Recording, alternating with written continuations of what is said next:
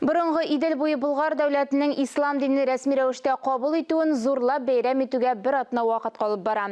Болгар җаварларында истәлекле почта маркасын тәкъдим итәчәкләр, шулай ук Казандагы Җәмигъ мәчете төзелә торган урынга беренче таш салу күздә тотыла.